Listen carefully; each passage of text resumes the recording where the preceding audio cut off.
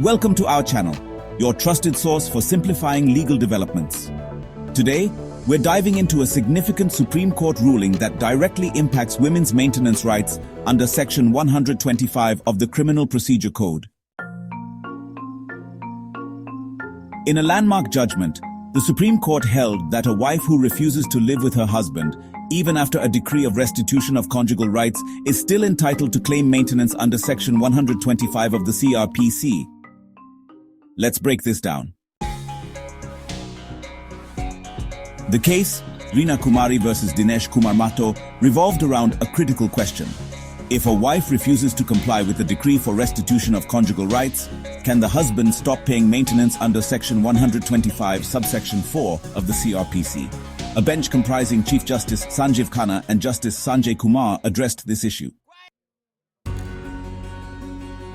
Justice Sanjay Kumar, in his judgment, highlighted that a wife's refusal to comply with the decree under Section 9 of the Hindu Marriage Act, 1955, must be justified. If she has a just cause for her refusal, she cannot be denied maintenance.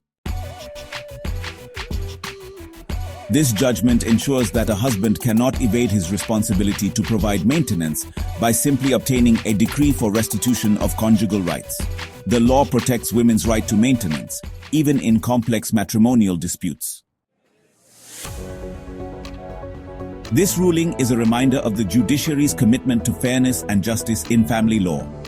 For more updates and analysis on pivotal legal developments, don't forget to subscribe to Advocatus Ordinarius and click the bell icon.